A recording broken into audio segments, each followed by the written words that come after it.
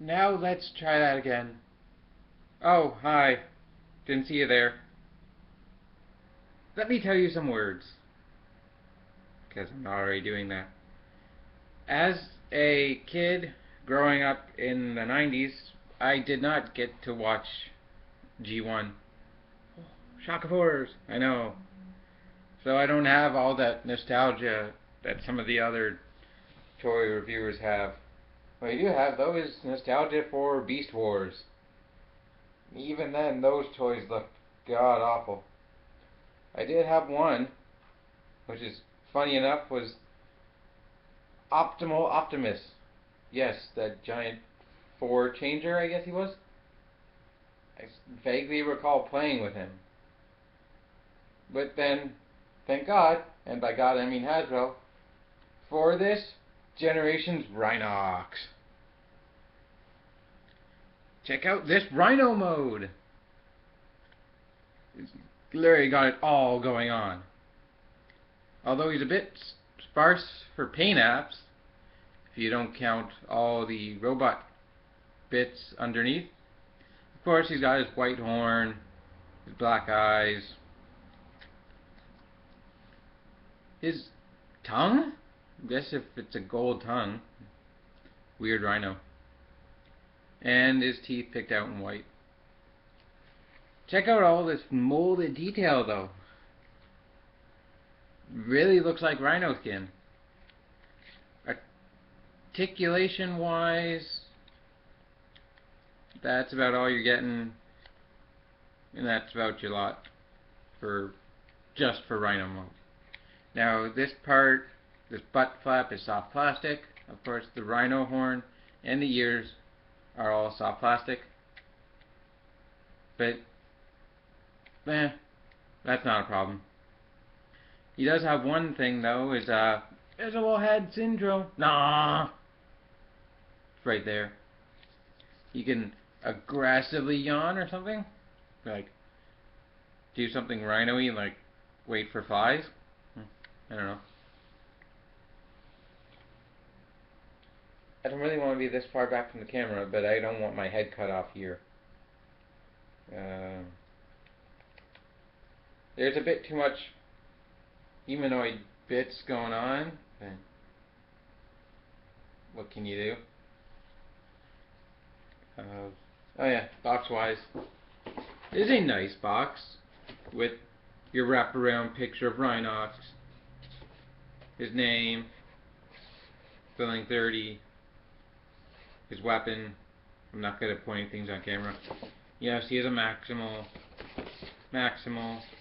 double dealer who I've shot a review of. Go watch that video if you want. The back. Read his bio out. Which I don't get. Here's the thing. His bio says he's really intelligent, and since I've watched Beast Wars, he's pretty much, in my mind, the Wheeljack of Beast Wars. His intelligence is only a 6. I mean, that's ridiculous. It should be like 100. It should be off the scale. Frankly, if he's so smart, he should be able to replace Optimus Primal. But according to the box stats, he's just basic intelligence. But we shall get down to transformation. Going to start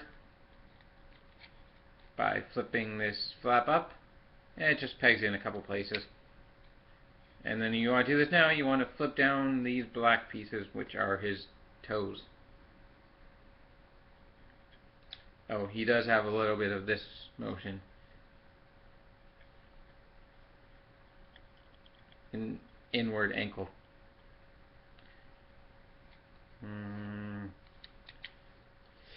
Mention this now. This is a little bit loose in Rhino mode, but for some reason it's not loose in robot mode. Now you want to fold the legs down, unpeg his hip flaps, fold them down. They're on a double hinge. Second verse. I'll be same as the first. I'll do this on camera, I guess, because that makes sense. And then you're going to rotate his crotch and then fold it back in on itself. Now,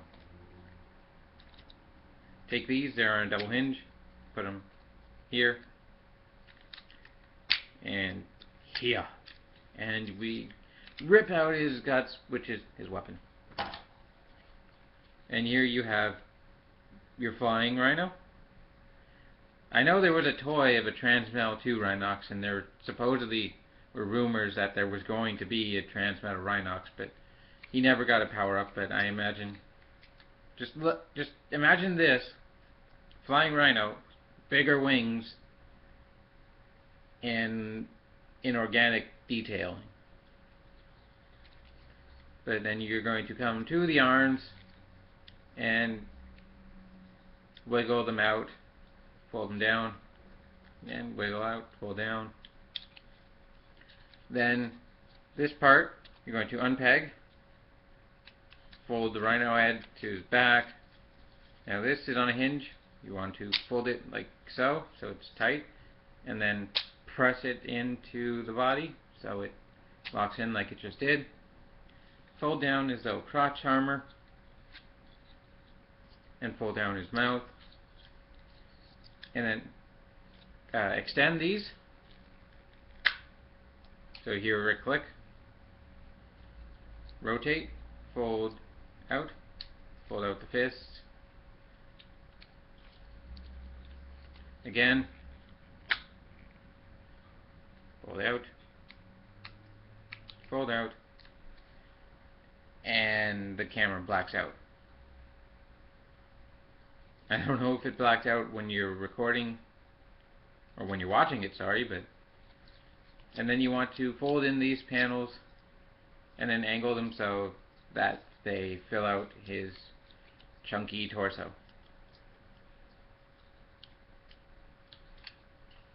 And here you go with your Rhinox in robot mode. And he looks like Rhinox, definitely. I think this might be my favorite toy in my collection.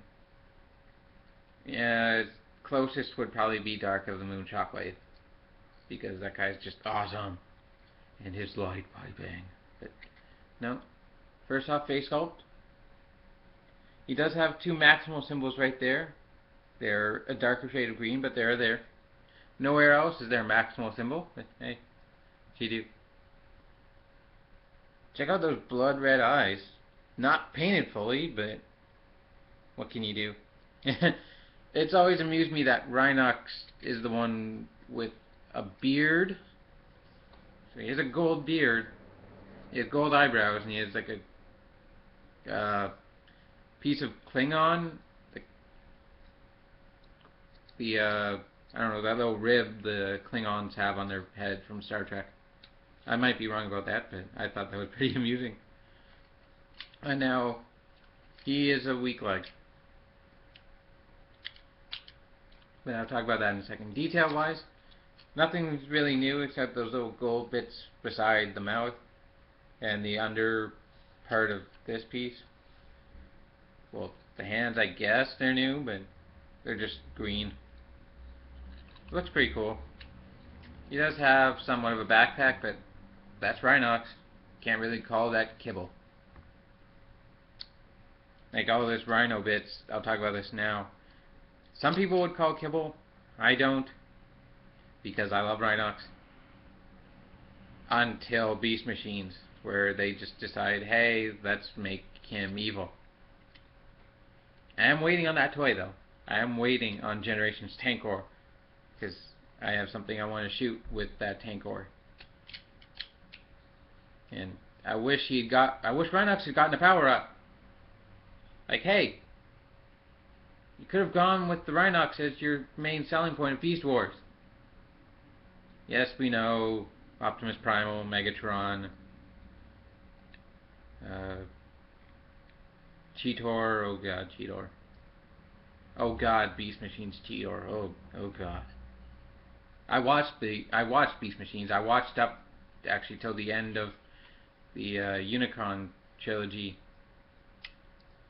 because I don't remember what came after that. But just oh god, Beast Machines Cheetor. Yeah. That's something I never want to own in my collection. A Beast Machines Cheetor. I mean, I think the only thing I want from Beast Machines is probably Tankor. But hey. Now we'll hit some joints. Ball jointed head, so we can look up, down, break his neck. Shoulder, you got this kind of motion, this kind of motion. So in and out, up, full 360. He does have an elbow. It's hidden in Rhino mode, but he has an elbow. And he has a little bit of hand movement and a swivel at the elbow, which is pretty good. Of course, the mouth hinges. These panels hinge. These panels hinge out. This crotch plate hinges up. As I said, this leg is weak, which is weird. It's only weak forwards, and it's been weak ever since I got him out of the box. Backwards it's strong, sideways it's strong, even this way it's strong. I don't know, this way it's strong, but just forwards can't really hold a pose like that. Now of course this crotch is movable. This is fully extended, but he can't stand no matter what. And I like to have it back there so he can pull off a pose. Not a front kick pose, mind you, but some poses. I have him displayed in Rhino mode 99% of the time anyway, so this weak limp doesn't matter to me. And he's got the knee, 45-degree knee, a little bit of outward movement, I guess. Swivel, right thigh swivel, and some horrible broken toe action. And of course the things in the back are on hinges, so you can totally do something like a attack mode where he just like puts his rhino head in front of his face and just spears people. Hey, it's your toy, do what you want.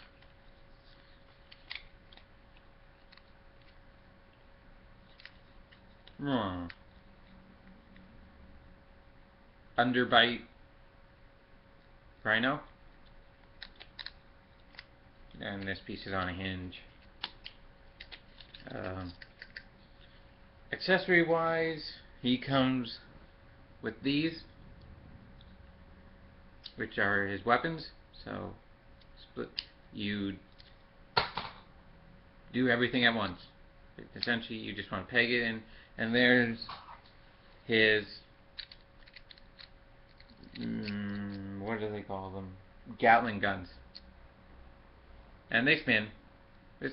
These are my favorite weapons I have for my Transformers because they actually can recreate bullets being fired.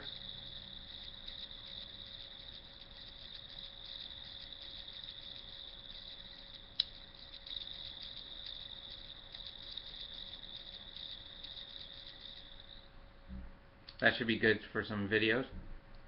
And the front plate is pegged in like so. Just a hole. It's peg in a hole, peg in a hole. Yay, that joke will never get boring. But he can hold them very well.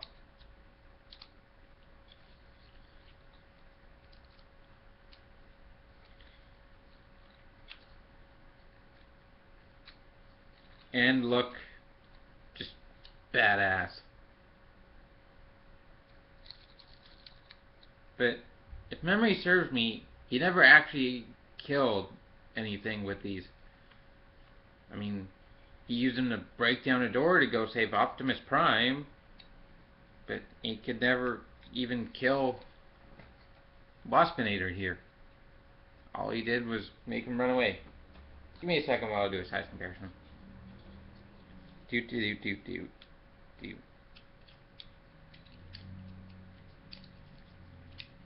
Do do do do do do do do do. Don't sue me, please, Nintendo. I realized right away I'm singing a certain song that I could get flagged for. Because hey, this is the internet and everyone loves to flag other people. Okay. Dang it. Sorry. I'm just gonna ramble on, I guess. There we go.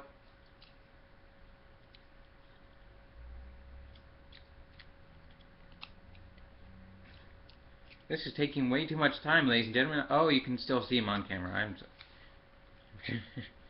I did not want Waspinator on camera, because this guy's been a pain in my ass so far. I've tried to do 3 videos of him. The first one, I screwed up the final little cutaway gag. The second one is still on my computer, but will probably never get uploaded. And the third one was that webcam, my first attempt with the webcam, where I didn't realize the volume was off. So, Waspinator does not want to be on camera, apparently. At least, he doesn't want to be reviewed properly.